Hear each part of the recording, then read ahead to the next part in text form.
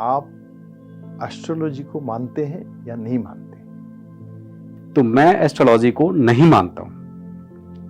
कारण कि आज की जो विडंबना है कि एस्ट्रोलॉजी का मतलब है कि टाइम, मिनट, सेकेंड। और आज सच पूछे तो अगर हम अपनी और अपनी घड़ी को मैच करें तो मिनट सेकेंड का डिफरेंसेस आ जाएगा। तो जब मिनट सेकेंड का डिफरेंसेस आ गया तो फिर कुंडली कैसे बनेगी? और कुंडली अगर सही नहीं बनी है तो प्रेडिक्शंस कैसे होगी? यानी कि प्रेडिक्शन तो गलत ही होगी। तो इसलिए एस्ट्रोलॉजी को मैं नहीं मानता हूं। ये स्क्रिप्टेड है, वो हम समझते हैं।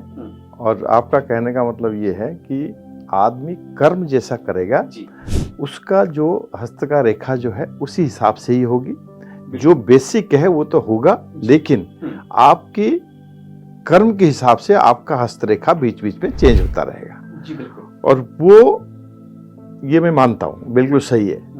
तो मेरा क्वेश्चन ये था कि एस्ट्रोलॉजी, पामिस्ट्री और वास्तु, तो कई बार वास्तु भी जब देखते हैं, आप भी देखते हैं, तो प्रेडिक्ट करते हैं या बोलते हैं कि ये ठीक नहीं है, इसको यहाँ पत्थर रख दो, यहाँ पे स्टोन कर दो, ये कर दो।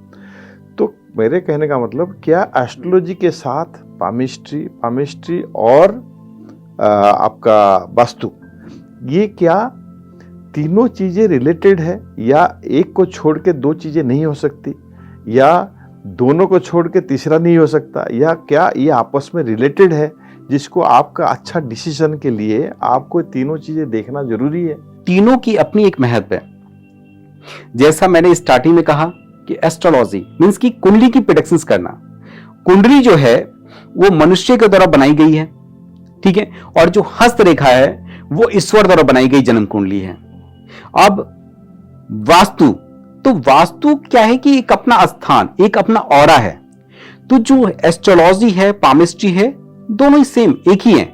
उससे क्या होता है, उस व्यक्ति का प्रेडिक्शंस होता है, उस व्यक्ति के ग्रह नक्षत्र कैसे हैं, उनके जीवन में किस कारण से कौन सी समस्या उत्पन्न हो रही है, किस कारण से उसके जीवन में मिसबैलेंसिंग हो रही है, तो वो उनके ग्रह नक्षत्रों को देख के उनको सुधारा जा सकता है, उनके ग्रह नक्षत्रों को ठीक किया जा सकता है, ठीक है। लेकिन जो वास्तु है, वास्तु का मतलब है कि जहां पे आप निवास करते हैं, कि जो निवास का स्थान है उसको हम वास्तु कहते हैं।